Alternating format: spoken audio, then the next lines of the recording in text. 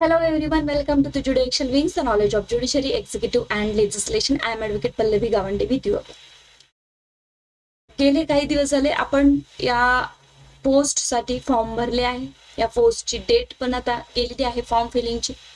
त्यानंतर भरपूर विद्यार्थ्यांनी रिट्स पण फाईल केल्या. काही लोकांच्या रिट्स मान्य पण झाल्या, काही लोकांच्या पेंडिंग्स पण आहे. ठीक आहे.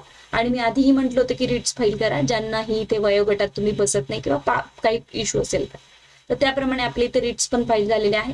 आणि चांगली गोष्ट आहे की आपल्याकडे खूप चांगला प्रतिसाद हायकोर्टनी दिलेला आहे की रिट्स फाईल करून एक्झामिनेशनला अपियर होण्यासाठी भरपूर विद्यार्थ्यांना. पण आता रिट्स फाईल झाल्या, डेट केलेली आहे एक्झामची. आता सगळ्यात महत्वाचे की how to start preparation for the additional public prosecutor examination. ठीक आहे. तर यामध्ये मी तुम्हाला थंबनेल वरून कळलाच असेल, हेडिंग वरून व्हिडिओच्या, की एक्झॅक्टली मी कशाबद्दल बोलणार आहे. पण डीपली, प्रॉपरली, व्यवस्थित, आरामात पूर्ण व्हिडिओ तुम्हाला बघणं गरजेचं आहे. आता एखाद्या एक्झामची प्रिपरेशन्स करायची म्हटल्यानंतर आपल्याला मटेरियल एक्झामचं प्रिपरेशन्स करण्यासाठी लागतं. त्यामध्ये सगळ्यात रिक्वायरमेंट असते बुक्स.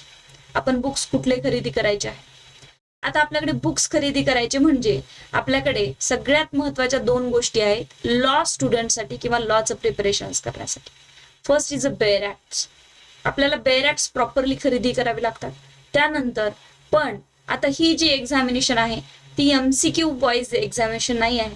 त्यामुळे नोट्स किंवा रेफरन्स बुक्स आपल्याला घेणे इथे गरजेचं असतं. आता सुरू करताना, प्रिपरेशन सुरू करताना ह्या दोनही बाबतीत आपल्याला विचार करणं अत्यंत गरजेचं आहे. बेअर ऍक्ट्स घ्यायचे आहेत.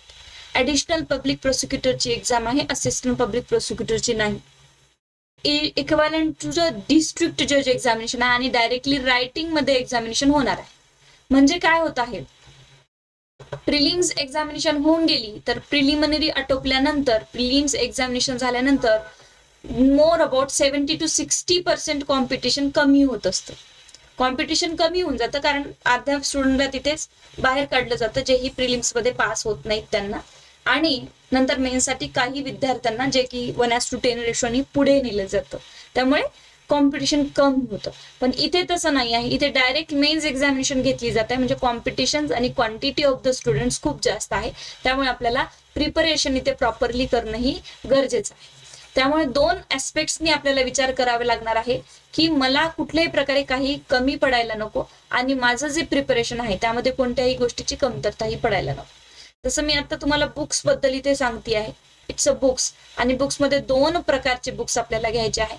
First is a books that is the bare act. Okay, bare act तुम्ही घेऊ शकता, बेअर ऍक्ट. आणि दुसरं आहे नोट्सवर तुम्ही काम करू शकता किंवा रेफरन्स बुक्स तुम्ही घेऊ शकता, जेही मटेरियल तुम्हाला चांगल्या प्रकारे अवेलेबल मिळेल त्याप्रमाणे. आता कोणते बेअर ऍक्ट्स घ्यायचे, तर बेअर ऍक्ट मी ऑलवेज तुम्हाला प्रोफेशनल रिकमेंड करते की प्रोफेशनल बेअर ऍक्ट्स घ्या आणि प्रोफेशनल बेअर ऍक्ट्सनुसार जा. पण आता आन्सर रायटिंग करताना अजून आपल्याकडे नोट्स अवेलेबल नाही आहेत. नोट्स का अवेलेबल नाही आहे, कारण मी ही क्लासेस सुरू केलेले आहे, आमच्या ऑलरेडी क्लासेस सुरू झालेले आहे. बट माझ्याकडे जेवढे एक्झॅक्टली सब्जेक्ट्स मला माहिती की एनडीपीएस येणारच, इमॉरल ट्रॅफिकिंग येणारच आहे, आर्म्स ऍक्ट येणार, त्याच्या नोट्स मी आता प्रोव्हाइड करणं सुरू केलं. बट प्रश्न हा आहे की बीएनएस असेल किंवा बीएनएसएस असेल, बीएनएसएस असेल किंवा बीएसए असेल, हे जे सब्जेक्ट्स आहे किंवा अजून काही अदर जे ऍड करणार आहे एमपीएससी तुम्हाला सिलेबस प्रोव्हाइड केल्यानंतर, त्याच्या नोट्स आम्ही आता नाही बनवू शकतो. कारण बीएनएस तुम्हाला कम्प्लीट येणार नाही, बीएनएस कम्प्लीट येणार नाही, बीएसए कम्प्लीट येणार नाही. त्यातनं काही पोर्शन्सवर प्रॉपरली चॅप्टर वाईज तुम्हाला विचारलं जातं, because this is directly mains examination असते. मग आता सध्या तुम्हाला जर अभ्यास करायचा असेल तर तुम्हाला बेअर ऍक्ट्स घ्यायचे आहेत आणि बेअर ऍक्टची लिस्ट जी आहे ती मी ऑलरेडी तुम्हाला प्रोव्हाइड केलेली आहे आणि अजूनही या व्हिडिओमध्येही तुम्हाला दाखवणार. पण बेअर ऍक्ट मध्येही मी तुम्हाला रिकमेंड करेल की PB publication, PB professional publication जे आहे यांचे बेअर ऍक्ट्स तुम्ही नक्की घ्या. आता तुम्ही म्हणाल मॅडम याच्यात काही तुमचं कमिशन अजिबात नाही, तसं मी काहीही कधी करत नाही. कमिशन्स किंवा मला काही कोणी रिकमेंड केलं नाही की यांचे तुम्ही बेअर ऍक्ट्स, असं काही विचार करू नका, बिलकुलच नाही. माझा हा व्यवसाय नाही आहे की बुक्स सेल करणे वगैरे, तो तुमच्या मनामध्ये किंवा असं काही आणून घेऊ. तुम्हाला घ्यायचे तर दुसरेही घेऊ शकता. बट पीबी पब्लिकेशन वाल्यांचे माझ्याकडे काही बुक्स आहेत जे की मी स्वतः मागवले आहे. त्यामध्ये कमेंट्स आहे हे बघू शकता तुम्ही, कदाचित तुम्हाला याच्यामध्ये दिसणार नाही, मी थोडस फुल करून दाखवते तुम्हाला, म्हणजे तुमच्या ह्याच्यासाठीच मला हे दाखवायचं आहे ऍक्च्युली. बघू शकता इथे, हे बघा, हे बेरॅक्स तुम्हाला उलटे दिसतील कदाचित कॅमेरामध्ये. द भारतीय न्याय संहिता आता माझ्याकडे आहे. दिस इज द भारतीय न्याय संहिता, कॅमेऱ्यावर दाखवते आहे. आणि भारतीय न्याय संहितामध्ये तुम्हाला हे बुक घ्यायचं आहे, हे सॉरी पीबी प्रोफेशनल बुक दिसलंय, हे बघू शकता. ठीक आहे, कॅमेऱ्यावर व्यवस्थित आहे. पीबी प्रोफेशनल बुक्स का मी हे रिकमेंड करते आहे. तुमच्याकडे याच्यापेक्षा चांगलं असेल तर डेफिनेटली तुम्ही घेऊ शकता, बट हे मी याच्यासाठी रिकमेंड करते कारण मी हे वाचले आहे घेऊन स्वतः. आणि याच्यामध्ये काय आहे, एखादा ऑफेन्स घेऊ शकता तुम्ही, थेफ्ट घेऊ शकता, किंवा आता नवीन जे ऑफेन्सेस निघाले ते घेऊ शकता, मर्डर घेऊ शकता, किंवा याच्यामध्ये 113 टेररिस्ट ऍक्ट घेऊ शकता, किंवा तुम्ही बघू शकता टेररिस्ट ऍक्ट नंतर इथे पीटी ऑफेन्सेस दिलेले आहे आणि त्याच्यामध्ये ऑर्गनाइज्ड क्राईम दिलेलं आहे. तर हे जर बघितलं, हे ऑर्गनाइज्ड क्राईम जर तुम्ही बघितलं तर याच्यामध्ये मला दाखवता येत नाही प्रॉपरली कॅमेरावर, बट तरीही याच्यामध्ये बघा स्टँडिंग कमिटी, कुठल्या कमिटीनी हे बिल पास केलेलं आहे, कमेंट्स आहेत त्याच्यामध्ये. त्यानंतर याच्यामध्ये मोका ऍक्ट बद्दल सांगितलंय की ऑर्गनाइज क्राईम जे आहेत ते मोका ऍक्ट मध्ये काय प्रकारे दिलेले आहे. फॉरेन एक्सचेंज मॅनेजमेंट कस्टम्स बद्दल दिलेले आहे, आणि काही किती वर्ष अनलॉफुल ऍक्टिव्हिटीज मोका ऍक्ट मध्ये, आपल्याला मोका ऍक्ट पण वाचायचं. ह्या ज्या सगळ्या कमेंट्स आहेत तुम्हाला याच्यामध्ये दिसतील properly. So you can go with this bare acts. आणि भरपूर असे बॅरॅक्स मी मागवलेले आहेत. This is the arms act, हे बघा आर्म्स ऍक्ट प्रोफेशनल बुक पब्लिकेशनचं. त्यानंतर मेंटल हेल्थ ऍक्ट आहे. ठीक आहे, हे खूप सारे बुक्स मी मागवलेले आहेत. थोडा वेळ जाईल तुमचा, बट मी तुम्हाला रिकमेंड करेल की हे पीबी, इथे जे पीबी पब्लिकेशन दिसतंय तुम्हाला, दिस इज द पीबी पब्लिकेशन. हे बघ, मला कॅमेरामध्ये उलटं दिसतं त्यामुळे मला समजत नाही. पीबी पब्लिकेशन प्रोफेशनल, पुण्याचे आहे ते, पण तुम्ही जर कॉन्टॅक्ट केला त्यांना ते बुक्स प्रोव्हाइड करते. कन्सेशन वगैरे मला काही माहिती नाही, कारण मी काही याच्यामध्ये पडलेले नाही आहे. आय डोंट नो की ते कसं देतात तुम्हाला, मला हे पण माहिती नाही की ते प्रोव्हाइड कसं करणार आहेत तुम्हाला. त्यांना विचारून मी त्यांच्या ज्या लिंक्स किंवा फोन नंबर्स आहेत तर त्यांना मी विचारून तुम्हाला ते प्रोव्हाइड करेन. ठीक आहे, या व्हिडिओच्या डिस्क्रिप्शन बॉक्समध्ये वगैरे, तर तुम्ही तिथे जाऊ शकता आणि ते परचेस करू शकता. बाकी मला त्याबद्दल काही माहिती नाही आहे दुसरं. आणि दुसरं महत्वाचं म्हणजे असं बिलकुलच समजून घेऊ नका की मॅडम तुमचं काही कनेक्टिव्हिटी आहे का टाईप केलं, नो. ठीक आहे, त्या याच्यामध्ये मी पडत नसते. तुम्हाला हे बॅरॅक्स मी रिकमेंड करते फक्त की तुम्ही घ्या, कारण याच्यामध्ये कमेंट्स आहे आणि त्या केस लॉज आणि कमेंट्स ज्या आहेत त्या खूप चांगल्या प्रकारे आहेत दिलेल्या त्यांनी. आणि एमसीक्यू साठी जरी बघितलं तर त्याच्यामध्ये क्वेश्चन्स वाईज तुम्ही डायरेक्टली क्वेश्चन्स वाईज जाऊ शकता जर डीजे साठी वगैरे पाहिजे. पण एपीपीला मी पर्सनली या बुक्सला रिकमेंड करते सध्या तरी, कारण तुमच्याकडे नोट्स नाही आहे अभ्यास, तर या बुक्सनी जाऊ शकता. तुम्हाला मी वाटल्यास प्रोव्हाइड करेल नंबर वगैरे. तर हे पीबी प्रोफेशनल बुक्स तुम्ही घेऊ शकता. त्यानंतर नोट्स बद्दल जर विचार केला तर नोट्स आता मी सध्या तुम्हाला क्लासेसमध्ये प्रोव्हाइड करते जे की ऍक्च्युअल मध्ये येणारे ऍक्ट्स आहे, जसं की आर्म्स ऍक्ट आहे वगैरे. हे सगळ्या मी आता लिस्ट सांगेल की कुठल्या कुठल्या नोट्स मी आता सध्या I am providing right now in the class. बाकीच्या मी सध्या BNSSच्या प्रोव्हाइड नाही करत आहे नोट्स आता, बिकॉज जे MPSCचा सिलेबस यायचा आहे आणि सिलेबस आल्याशी मी प्रोव्हाइड करू शकत नाही. ठीक आहे की नाही. सो पुढे येऊया. आता आपल्याला ज्याबद्दल चर्चा करायची आहे मी नोटिंग करून ठेवलेली आहे की तुमचे प्रश्न काय आहेत, कारण तुम्ही जे प्रश्न मला विचारता मग नंतर मी ते विसरून जाते, त्यापेक्षा मी नोटिंग करून ठेवलेले आहे की आपल्याला नेमकं काय अभ्यास करायचा आहे. Come to the point. एक मिनिट. ठीक आहे, तर आता आपण बघूया की आपल्याला काय अभ्यास. How to start a preparation. जसं सांगितलं की बुक्स खरेदी करा. तुम्हाला जर कुठे क्लासेस करायचे नसेल तर हे बुक्स तुम्ही घेतले आणि वाचणं जरी सुरू केलं तर तुम्ही ते एक्झाम क्रॅक करू शकता. तर बॅरॅक्स विच इज रिली इम्पॉर्टंट. तर फर्स्ट स्टेप आहे, तुमच्याकडे बॅरॅक्स नसतील तर पूर्ण बॅरॅक्स घ्या. मी जी आता तुम्हाला लिस्ट प्रोव्हाइड करणार आहे आणि ऑलरेडी मी सिलेबस बनवून तुम्हाला लिस्ट प्रोव्हाइड केलेली आहे. दुसरा जो मुद्दा आहे तुमचा आन्सर रायटिंगची सुरुवात कशी करायची आहे. आन्सर रायटिंगची सुरुवात कशी करायची आहे, आन्सर रायटिंग कशी करावी मॅम, आणि त्यासाठी काही नोट्स आहेत का. ते यस, तुमचे प्रश्नच मी ते काढलेले आहे त्यामुळे मी डायरेक्टली वाचते. आन्सर रायटिंग कशी करायची. जसं सांगितलं की बॅरॅक्ट घेतल्यानंतर प्रोव्हिजन्स टू प्रोव्हिजन्स तुम्हाला जायचं आहे. सपोज तुम्हाला जर कालच आमचं क्लासमध्ये झालं की ज्युरिस्डिक्शन्स ऑफ द क्रिमिनल कोड, ठीक आहे की नाही, ज्युरिस्डिक्शन्स, येस, ज्युरिस्डिक्शन्स ऑफ क्रिमिनल कोड्स, येणार नाही criminal codes, I think so, but येऊ शकतं.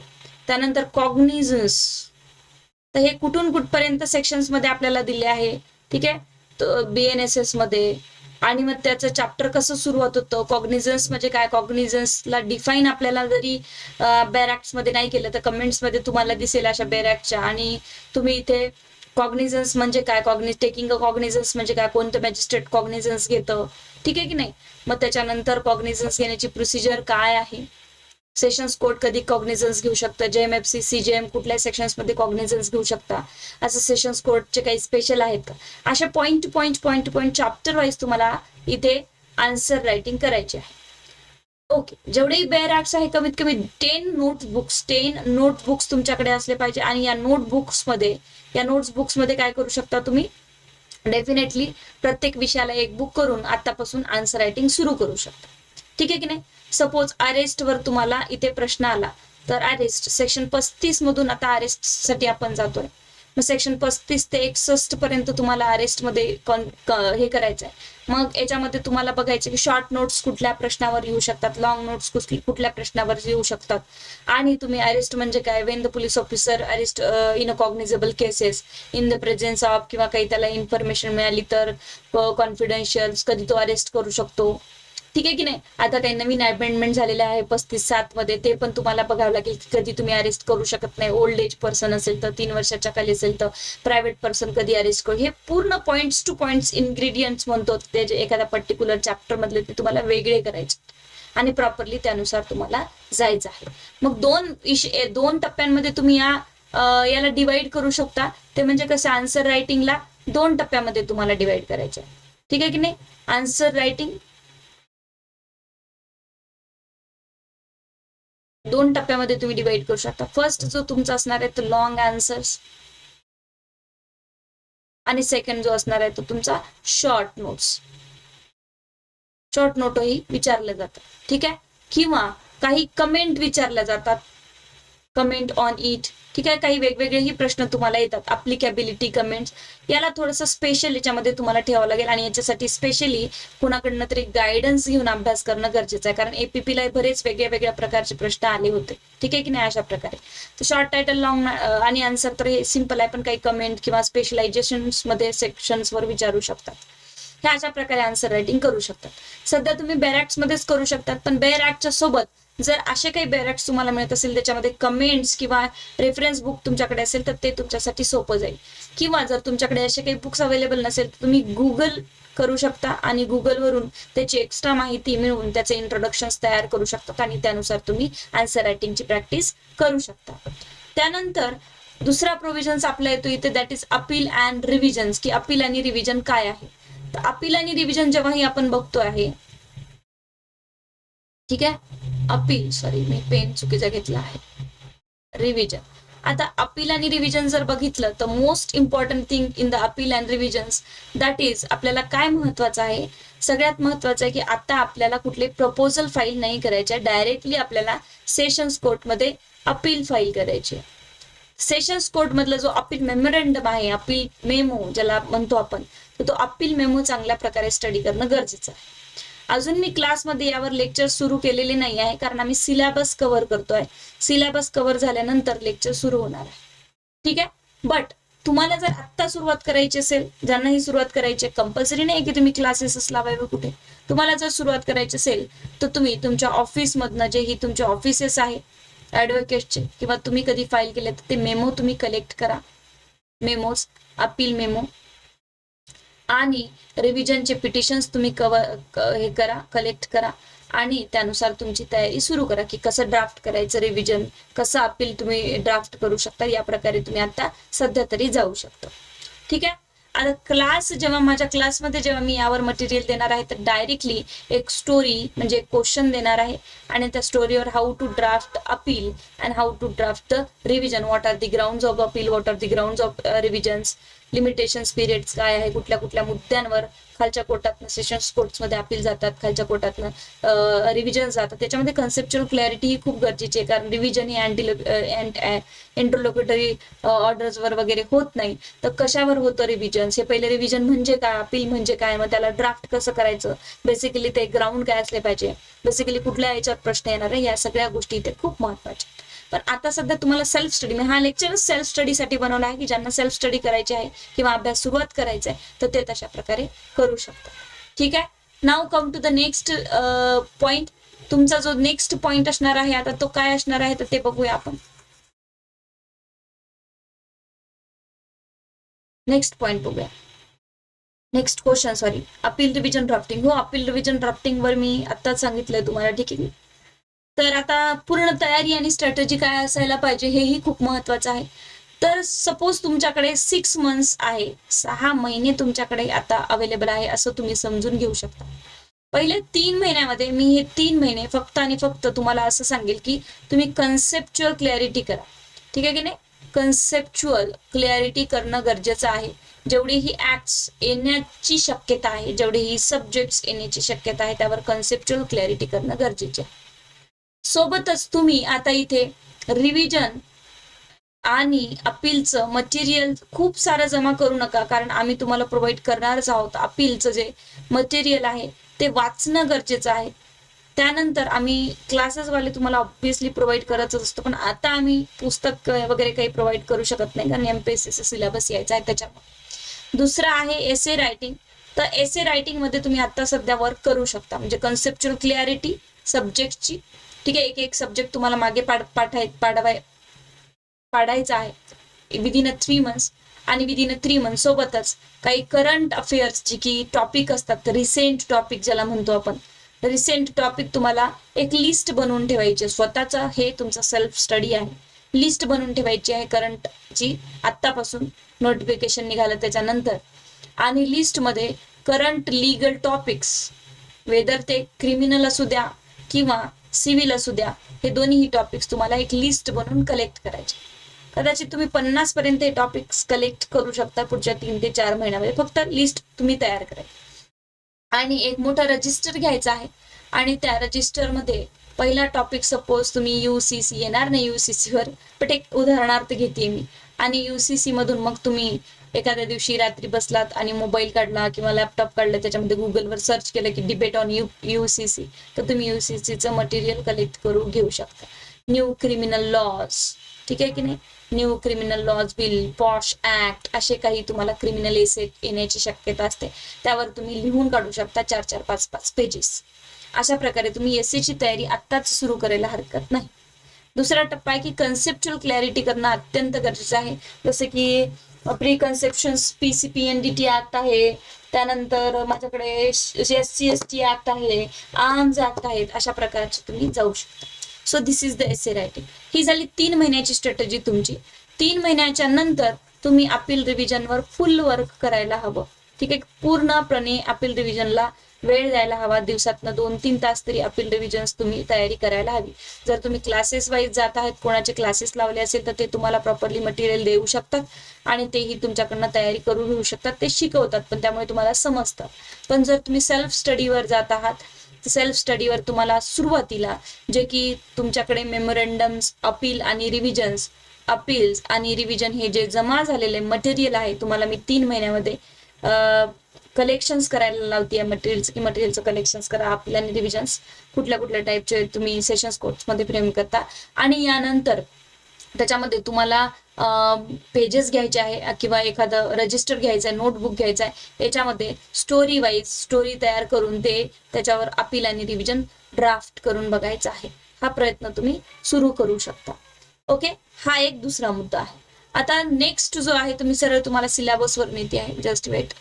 एक कोर्स आहे ऍडिशनल पब्लिक प्रोसिक्युटरचा ऑलरेडी, आणि कंटेंट 137 लेक्चर्स ऑलरेडी मी अपलोड केलेले आहे. ठीक आहे की नाही. हे बघा, तुम्ही बघू शकता माझ्या ज्युडिशियल विंग्स ऍपवर जाऊन हा कोर्स तुमचा आहे, आणि इथे विद्यार्थ्यांचे क्लासेस पण सुरू झाले आहे. इथे तुम्ही जर आलात माझ्या डॅशबोर्डवर फोनमधून, तर इथे तुम्हाला वरती 3 रेषा दिसतात फोनमध्ये, आणि तिथे डॅशबोर्डवर गेल्यानंतर इथे तुम्हाला डॅशबोर्डमध्ये कंटेंट्स आहेत, कंटेंट्समध्ये फ्री मटेरियल असं दिसतं. फ्री मटेरियलमध्ये तुम्ही इतके डॉक्युमेंट्स मी अपलोड करून ठेवलेले आहे. त्यामध्ये MPSC ॲडिशनल पब्लिक प्रोसिक्युटरचा सिलेबस तुम्हाला मिळेल. त्या सिलेबसनुसार तुम्ही जाऊ शकता. तर हा जो सिलेबस मी तुम्हाला इथे दाखवते आहे, you can see here, PDF me share केलेली आहे, judicial wings online law classes जे आहे माझे, आणि त्याच्यामध्ये मी तुम्हाला इथे सिलेबस शेअर करते आहे, जो की मी माझ्या इथे स्वतः इथे सिलेबस सॉर्टिंग आउट करून बनवलेला आहे. जसं सांगितलं की भारतीय न्यायसंहितामधनं पूर्ण भारतीय संहिता नाही येणार आहे, काही चॅप्टर्स तुम्हाला येतात. त्यामुळे आता सध्या तुम्ही कन्सेप्ट क्लिअर करू शकता, बट याच्यावर सध्या आन्सर रायटिंग नका करू, माझं असं पर्सनल मत राहील. कारण जर चॅप्टर वाईज जर तुम्हाला जायचं असेल किंवा चॅप्टर वाईज तुम्हाला येत असेल तर आपल्याला MPSCच्या सिलेबसची वाट बघावी लागेल. पण जर असिस्टंट पब्लिक प्रोसिक्युटरचा जर पेपर काढला, सिलेबस काढला MPSCचा जुना, तर त्यामध्ये जे जे चॅप्टर दिले आहे ते तुम्ही सध्या MPSCने जो सिलेबस प्रोव्हाइड केला होता तुम्हाला APPचा, तर त्यामध्ये बघा CRPC, IPC आणि एव्हिडन्स मधनं कुठले चॅप्टर तुम्हाला दिले होते ते तुम्ही नोट करून ठेवा. तो सिलेबसची PDF काढून ठेवा एक, आणि त्यानुसार तुम्ही याच्यावर अभ्यास करू शकता. तर याचंही सेमच आहे भारतीय साक्ष अधिनियम. याच्यावर सध्या आम्ही नोट्स नाही बनवू शकत. We are not able to make the notes in this new criminal laws. Why? Because MPSC not disclose syllabus yet. ते MPSCने सिलेबस डिस्क्लोज नाही केलाय, त्यामुळे we are waiting to making the notes अशा प्रकारे. पण APPचा जो सिलेबस आहे MPSC दिलेला, त्याच्यावर तुम्ही बघू शकतात की कुठल्या चॅप्टर मधून भारतीय न्यायसंहिता म्हणजेच IPC मध्ये विचारलं होतं, कुठल्या याच्यातनं एव्हिडन्स ऍक्ट मध्ये विचारले होते, असे चॅप्टर तुम्ही सॉर्टिंग आउट करून अभ्यास सुरू करू शकता. तिसरा आहे मोटार व्हेकल ऍक्ट आणि त्याचे रूल्स. मोटार व्हेकल ऍक्ट हे पूर्णच येत असतं आणि त्याचे रूल्स पण येतात. याच्यावर आपल्याला आन्सर रायटिंग प्रॅक्टिस करावी लागते. सुरुवातीला आपल्याला कन्सेप्ट क्लिअर करून घेणे गरजेचं आहे, chapter to chapter wise, and then आपल्याला आन्सर रायटिंग करणे गरजेचं आहे. त्यानंतर prevention of cruelty of animal. खूप छोटा ऍक्ट जरी असेल, हा सोपा ऍक्ट आहे, पण यातले शब्द आणि ॲनिमलशी रिलेटेड क्राईम्स जे आहे, त्या पनिशमेंट्स ह्या फार महत्वाच्या आहेत. त्यामुळे जेव्हाही रायटिंग प्रॅक्टिस करणार आहात तर पोर्शन वाईज करा. सगळ्यात आधी अशा जे मायनर्स ऍक्ट असतात त्याच्यामधनं डेफिनेशन्स तुम्हाला येतात, आणि डेफिनेशन्स मध्ये शॉर्ट डेफिनेशन्स तुम्हाला विचारले जातात एकंदरीत, आणि ते त्यांच्या पनिशमेंट्स फार विचारले जातात. पनिशेबल किती ऑफेन्सेस आहे असे विचारले जातात. किंवा अशा फुल मायनर्स ऍक्ट वर कधी कधी तुम्हाला SA पण येण्याची शक्यता असते. ठीक आहे. The schedule caste SC/ST act वरही तुम्हाला SA येण्याची शक्यता असते, किंवा याच्यामधले काय प्रोहिबिशन्स आहेत, काय पनिशमेंट्स आहेत याबद्दल तुम्हाला विचारू शकतात. तर महाराष्ट्र प्रोहिबिशन ऍक्ट खूप मोठा आहे आणि याला व्यवस्थित कन्सेप्च्युअल क्लॅरिटी करावी लागते. जनरली महाराष्ट्र प्रोहिबिशन ऍक्ट तुम्हाला YouTube किंवा कुठे जास्त मिळत नाही, क्लासेस लावणं त्याच्यासाठी गरजेचं असतं. बट एखादं लेक्चर्स मिळत असेल किंवा तुमच्या कन्सेप्ट वाचून क्लिअर होत असेल तर you can go with the self study. पण यामधूनही पोलिसांचे जे प्रोव्हिजन्स आहे आणि जे नशा जे दारू बेसिकली प्रोहिबिशन्स जे आहे, हा शब्द ऍडिक्शन साठी दिलेला आहे. यामध्ये कुठल्या प्रकारचे ऍडिक्शन, त्यावर पनिशमेंट्स काय, याबद्दल इथे काय बॅन आहे, काय प्रोहिबिट आहे महाराष्ट्रामध्ये याबद्दल दिलेलं आहे. महाराष्ट्र प्रिव्हेन्शन गॅम्बलिंग ऍक्ट वर सुद्धा नेहमी शॉर्ट्स नोट्स विचारल्या जातात आणि त्या शॉर्ट्स नोट्स प्रॉपरली कव्हर करणं गरजेचं आहे. फॉरेस्ट ऍक्ट वरही काही डेफिनेशन्स खूप महत्वाचे आहे आणि काही जे प्रोहिबिशन दिलेले आहे ते फार महत्वाचे, याच्यावर तुम्हाला वर्क करणं गरजेचं आहे. The immoral trafficking prevention act मध्ये सुद्धा तुम्हाला चांगल्या प्रकारे अभ्यास करणं गरजेचं आहे. जरी ऍक्ट शॉर्ट्स असेल तरी त्याच्यामधल्या काही डेफिनेशन्स खूप महत्वाचे आहेत, जसं की ब्रॉथेल महत्वाचं आहे, त्यानंतर पनिशमेंट्स खूप महत्वाचे आहे, त्यामध्ये सबसिक्वेंट पनिशमेंट्स खूप सांगितले आहे. त्यामुळे मागच्याही वेळेस बघितलं आपण इमॉरल ट्रॅफिकिंग मध्ये first punishment, second subsequent punishment प्रश्न विचारले जातात. Prevention of cruelty I think yes double झालं. इंडियन आर्म्स ऍक्ट आहे, लायसन्सची प्रोसिजर काय आहे, ग्रांटिंग प्रोसिजर काय, ऑथॉरिटी काय हे विचारले जातं. फूड सेफ्टी स्टँडर्ड ऍक्ट नवीन आहे आणि खूप चांगला इंटरेस्टिंग ऍक्ट आहे. याच्यावरही कमिटीज काय, ऑथॉरिटीज काय विचारले जातं. फूड सेफ्टीमध्ये कुठल्या कुठल्या गोष्टी ऍड होतात आहे. ठीक आहे. Prevention of damage public property act आहे, नार्कोटिक ड्रग्स हे खूप मोठा ऍक्ट आणि अवघड ऍक्ट आहे. याच्यामध्ये प्रॉपरली कन्सेप्च्युअल क्लॅरिटी पाहिजे, कारण कुठल्याही एका छोट्या छोट्या शब्दांवर छोट्या छोट्या टू लाईन्सच्या प्रोव्हिजन्सवरही ते शॉर्ट नोट्स विचारले जातात. ठीक आहे की नाही. टॉडी काय आहे आणि ड्रग्सची नावं विचारली जातात, त्याच्यावरचे डेफिनेशन्स विचारले जातात. जे ऍक्ट मध्ये authority, juvenile in conflict with law, juvenile in care, authority काय आहे, स्पेशल स्पोर्ट्स काय हे विचारले जातात. प्रिकन्सेप्शन्स, त्याच्यानंतर एसेन्शियल कमोडिटी मध्ये सेक्शन 7 खूप महत्वाचं आहे, ठीक आहे की नाही. कॉन्स्पिक्युशन प्रोसिजर आली. आयटी ऍक्ट मध्ये तर खूप अवघड आहे. आयटी ऍक्ट ऑलरेडी अवघड आहे, त्याच्यावर आन्सर रायटिंग करणं सुद्धा जास्त अवघड आहे, कारण ते शब्द आपल्याला लवकर पाठ होत नाही. त्याच्यामुळे जेवढे नोट्स तुम्हाला कलेक्शन करता येईल याच्यावर तुम्ही करण्याचा प्रयत्न करा, जर एक्झाम पास होण्याचं असेल. कारण सेल्फ स्टडीला काय होतं की, माझ्या अनुभवावरून सांगते मी, आपण जर सेल्फ स्टडी करतो म्हटलं तर ते वाईट नाही आहे, खूप चांगलं आहे, पण त्यासाठी खूप वेळ लागतो. म्हणजे स्वतः एक अनुभवाचं एक पाथ तयार करणं याला थोडा वेळ लागतो, आणि दुसऱ्यांच्या अनुभवामधून पटकन पुढे जाणे याला थोडा वेळ कमी लागतो. बाकी काही फरक नाही आहे सेल्फ स्टडी किंवा दुसऱ्यांच्याकडून. ठीक आहे. दुसऱ्यांच्या अनुभवातनं घेतलं तर ते आपल्याला फास्ट प्रोसिजर आहे, स्पीडी ट्रायल आपण म्हणू शकतो.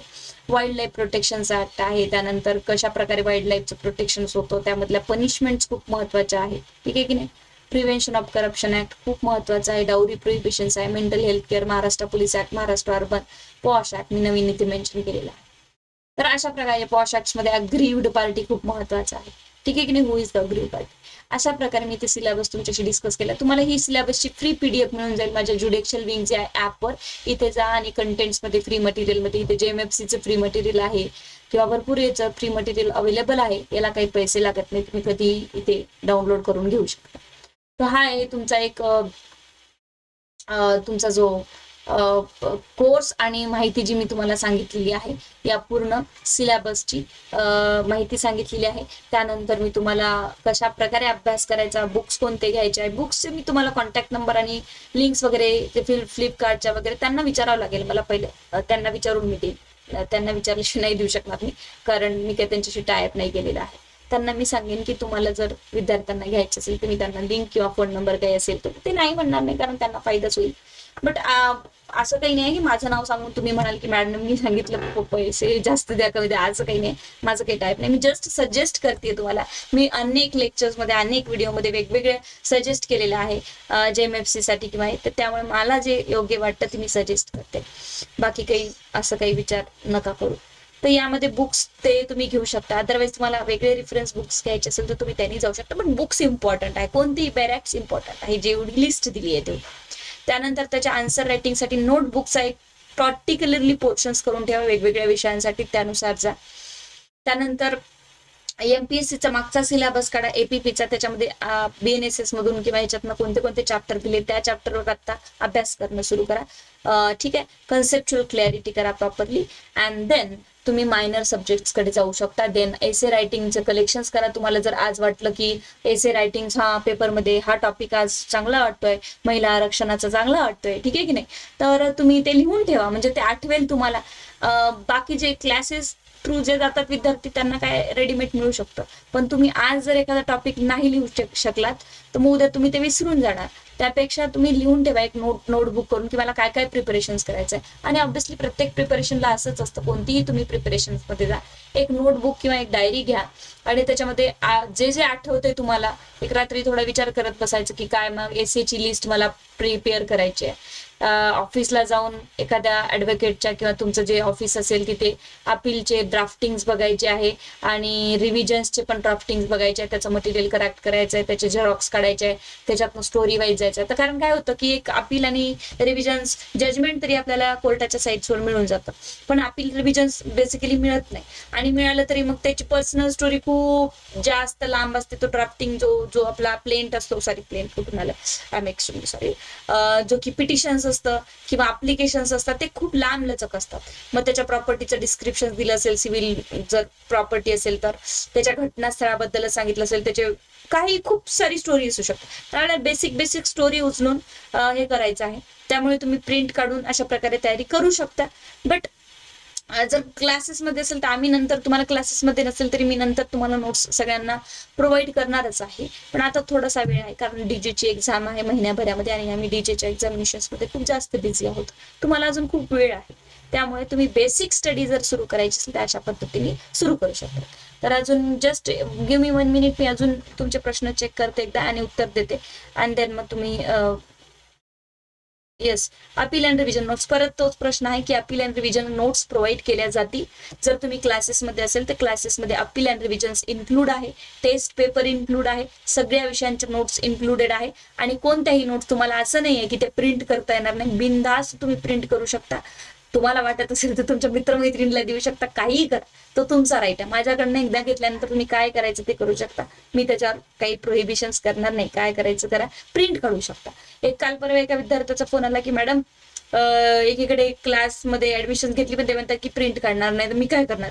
नाही, प्रिंट माझ्याकडे काढू शकता तुम्ही, बिंदास प्रिंट काढू शकता. प्रिंट काढून स्वतः ऑफलाईन, मी बिलकुलच तुम्हाला सजेस्ट करणार नाही मोबाईल आणि लॅपटॉप मधून अभ्यास करायला. मोबाईल लॅपटॉप मध्ये अभ्यास होत नसतो. आपण 35, 36, 38, 40 वर्षाचे व्यक्ती, आपण जे जनरेशन नाहीये न्यू, ठीक आहे काय, की आपण मोबाईल मधून अभ्यास करायला, आणि ते होत पण नाही. त्यामुळे ऑफलाईन बुक्स घ्या, नोट्स घ्या प्रॉपरली प्रिंटेड, आणि त्यातनंच अभ्यास करा. ठीक आहे, ऑनलाईन स्टुडंट आहात, लेक्चर ऐकू शकता, पण अभ्यास तुम्ही पुस्तकातनच करा, माझं पर्सनल मत आहे. त्यामुळे मी प्रिंट काढण्यासाठी नोट्स ऑब्व्हियसली तुम्हाला देणार आहे. व्हॉट्सअपवर नोट्स पाठवते, मला काही प्रॉब्लेम नाही. व्हॉट्सअपवर नोट्स पाठवली की तुम्ही प्रिंट करून घ्यायचा. ठीक आहे. विच क्लासेस माझे ऑनलाईन, ऑफलाईन सध्या नाही आहे, ऑनलाईनच आहे, कारण ऑफलाईन कंडक्ट करायला अजिबात वेळ नाही भेटत आहे. येस, नोट्स मिळतील, सगळ्या नोट्स मिळतील. ओके, क्वेश्चन्स ठीक आहे, हो, क्वेश्चन्स वाईज मिळतील, क्वेश्चन्स आन्सर वाईज नोट्स आहे. सपोज भारतीय न्याय संहिता आहे, ते what is the taking a cognisance हा क्वेश्चन राहील, तर त्याच्या खाली त्याचा आन्सर आहे, क्वेश्चन आन्सर्स मध्येच आहे. कोर्स फीज आणि स्ट्रक्चर, कोर्स फीज आणि स्ट्रक्चर तुम्हाला इथे मिळत आहे. सगळेजण कोर्स बद्दल पहिले सुरुवातीला सांगत असतात, पण मी ऍट दी एंड सांगते मुद्दामच. हा कोर्स आहे, त्याच्यामध्ये तुम्ही इन्स्टॉलमेंटनी जाऊ शकता, एकदा पे करू शकता. आता सध्या डिस्काउंट सुरू आहे, कसेही भरले तरी तुम्हाला डबल पैसे लागणार नाही. मी याचं बिलकुलच नाही आहे की आता भरले तर एवढे कमी लागतील, नंतर इन्स्टॉलमेंटनी भरले तर जास्त लागतील. नाही, सगळ्यांना एकच फीज आहे. इन्स्टॉलमेंटनी पे करायची तर इन्स्टॉलमेंटनी पे करा, एकदा पे करायची तर एकदा पे करा, डोंट वरी फॉर दॅट. एवढीच फीज आहे सगळ्यांना. आणि याच्यामध्ये वर्षभराची व्हॅलिडिटी आहे, याच्यामध्येच नोट्स इन्क्लूड आहे, याच्यामध्येच तुमचे अपील रिव्हिजन इन्क्लूड आहे, टेस्ट पेपर इन्क्लूड आहे, सगळंच इन्क्लूड आहे. ठीक आहे. त्यानंतर प्रश्न आहे तुमचा, हो ऑनलाईन क्लासेस आहे मॅम, फक्त नोट्स मिळतील का. नोट्स मिळतील, पण आता नाही, एमपीएससीचा सिलेबस आल्यानंतर. जर तुम्हाला क्लासेस लावायचे नसेल तर फक्त नोट्सही मिळतील, अपील रिव्हिजनच्या नोट्स मिळतील, आणि किंवा सगळंच मिळतील मटेरियल, बट आता नाही, नंतर. ठीक आहे. येस, बाकी मराठीत एक्झाम देऊ शकता तुम्ही, पण माझ्याकडे मराठीत सिलेबस किंवा मराठीमध्ये अवेलेबल नाही आहे, सॉरी फॉर दॅट. माझ्याकडे मराठीमध्ये अवेलेबल नाही आहे नोट्स. ठीक आहे. तर हा झाला तुमचा पूर्ण क्रायटेरिया, आणि हा तुमचा ऍडिशनल पब्लिक प्रॉसिक्युटरच्या वॅकन्सी बद्दल मी टोटल तुम्हाला इथे सांगितलेलं आहे माहिती. अभ्यास सुरू करा, वेळ करू नका, वेळ नंतर तुम्हाला भेटणार नाही. So this is the lectures how to start your preparations for the additional public prosecutor examination. Thank you so much.